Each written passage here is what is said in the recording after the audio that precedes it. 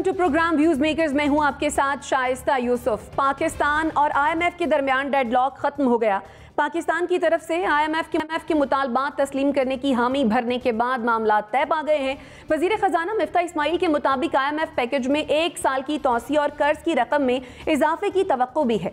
मुआहिदा तय पा जाने की खबर से डॉलर के मुकाबले में रुपए के कमजोर होने का सिलसिला ना सिर्फ रुका है बल्कि रुपए की कदर भी बेहतर हुई है। अब सवाल यह है कि आईएमएफ प्रोग्राम बहाल होने से क्या मुल्क में मौशी इस्तेहकाम आ जाएगा। इस पर डिस्कशन के लिए जो मेहमान हमारे साथ मौजूद हैं, तारुफ मैं आपसे करवा देती हूँ। हमें ज्वाइन किया है अवैस तौहीद साहब ने, रिटायर्ड हारिस नवाज साहब हमारे साथ मौजूद हैं, मुजम्मिल सरवर्दी साहब ने हमें ज्वाइन किया है, और हमें ज्वाइन किया है नसीम सिद्दीकी साहब ने भी।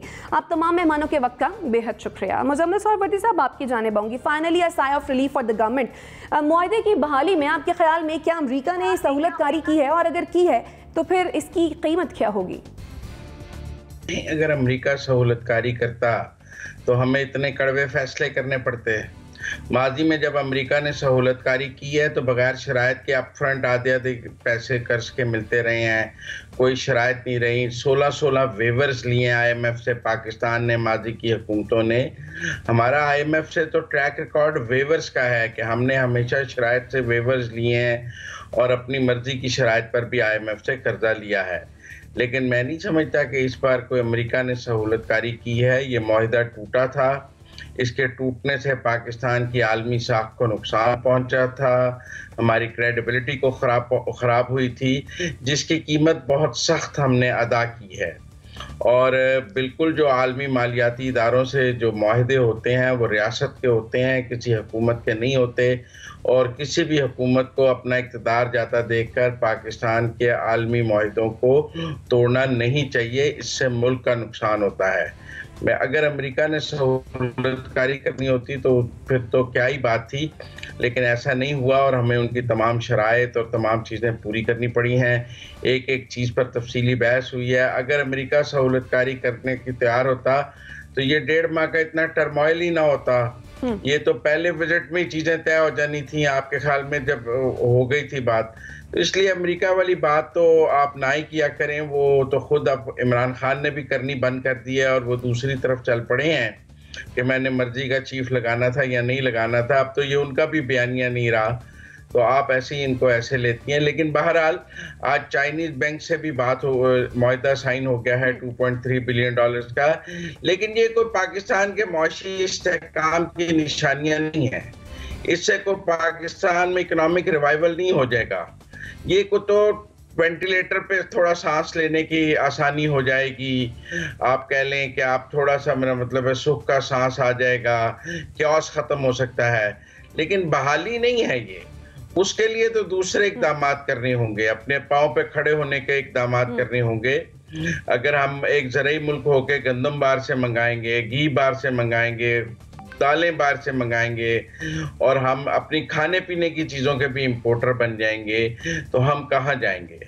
इसी तरह अगर हमें पाकिस्तान का पब्लिक ट्रांसपोर्ट सिस्टम इतना मजबूत करना चाहिए कि हर आदमी गाड़ी ना इस्तेमाल करे, फ्यूल कॉस्ट नीचे आए।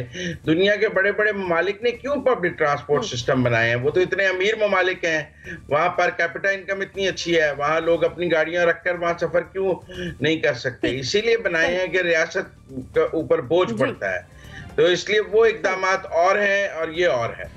ठीक है, आपके ख्याल में वो इक़दाम और हैं और ये इक़दाम जो हैं वो और हैं। वैसे तौहीद साहब, हुकूमत ने टैक्स हदफ रिव्यू करने पर भी इत्तफाक कर लिया है और नए बजट की भी बातें हो रही हैं। ऐसे में लगता नहीं है कि अवाम के घबराने का वक्त आ गया? शुक्रिया शाइस्ता। देखिए, इसमें तो दो राय नहीं है कि इस वक्त की जो मखलूत हुकूमत है वो लड़खड़ा रही है और मईशत जो है वो एक बीमार मईशत है और उसको सेहतमंद होने में एक बहुत लंबा सफ़र दरकार है इस हुकूमत को, जिससे बहुत सारी उम्मीदें लगाई थी। ठीक है, इमरान खान साहब की साबका हुकूमत ने कोई बहुत फूल इनकी झोली में नहीं भरे, और उससे पहले जो हुकूमतें थीं उन्होंने भी ऐसा कोई मईशत के अंदर कोई फंडामेंटल्स पे काम तो नहीं किया जिसकी बुनियाद पर ये कह सकें कि अब मईशत जो है वो अपनी डगर पर आ जाएगी या सिम का तयन हो जाएगा।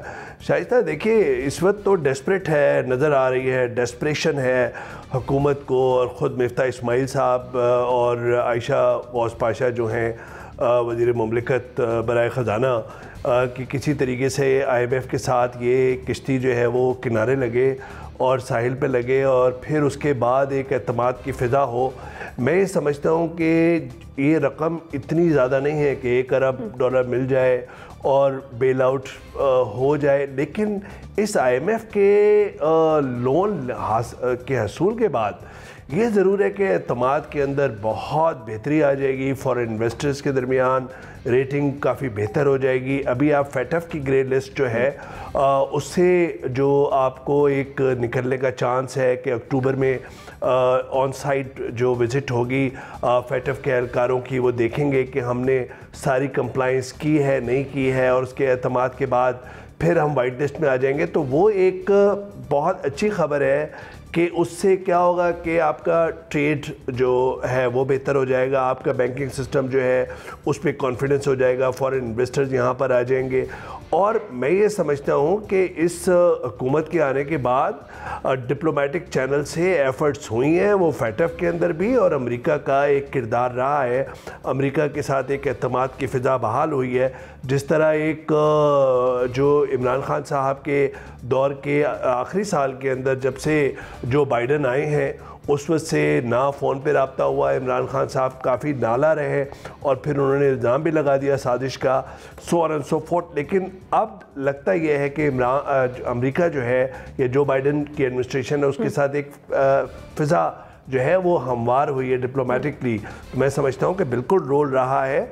और ख़ुद इस वक्त बिलावल भुट्टो साहब का जो अमेरिका का दौरा था, हमारे ISI के चीफ जो थे उनका जो दौरा अमेरिका था, और फिर जो एफ़र्ट्स की हैं वज़ीर मुमलिकत बराए ख़ारजा हिना रब्बानी खैर साहिबा ने, मैं समझता हूँ कि एक कलेक्टिव एफ़र्ट थी और उसमें PTI का बहुत बड़ा रोल है, जो ग्रे लिस्ट से इस वक्त हमें एक रिलीफ मिलने की उम्मीद है और बहुत अच्छी नवीद है ये हमारी इकॉनमी के लिए, हमारी रियासत के लिए। तो PTI की जो एफ़र्ट्स हैं उसको रूल आउट नहीं करना चाहिए, उसको डिसमिस नहीं करना चाहिए।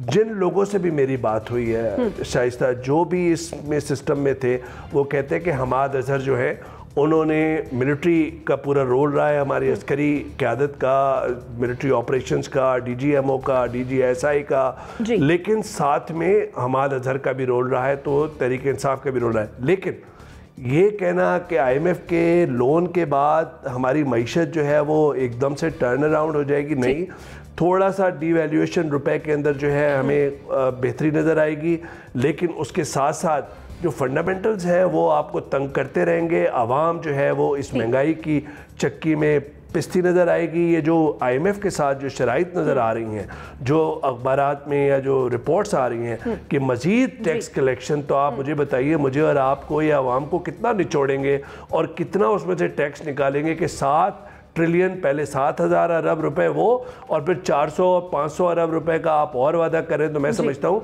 कि अगला पूरा साल, 1.5 साल जो है वो बहुत ही मुश्किलात का शिकार है, और उसमें सियासी इस्तेहकाम भी हमें चाहिए शाइस्ता, और साथ में फंडामेंटल जब तक सही नहीं होंगे, इंडस्ट्रियलाइजेशन नहीं होगी, मैन्युफैक्चरिंग के लिए फ़िज़ा बहाल नहीं होगी, जब तक प्रोडक्शन आपकी नहीं होगी इंडस्ट्रीज़ के अंदर, तो मैं समझता हूँ कि उस वक्त तक शहबाज शरीफ साहब की इस मखलूत हुकूमत के लिए एक बहुत बड़ा चैलेंज है। और ख़ुद आखिर में मिफ्ता इस्माइल साहब और जो इसाक डार साहब की इन फाइटिंग चल रही है, स्क्वीज़ कर रहे हैं वो फाइनेंस मिनिस्टर को, इसाक डार साहब उनका लेने देना कुछ भी नहीं है, लंदन के अंदर वो बैठे हैं। मैं समझता हूँ उसको भी ख़त्म होना चाहिए, ताकि ख़ुद जो वजारत ख़जाना है हमारा वो इंडिपेंडेंटली काम कर सके और उसमें रुकावट ना आ सके।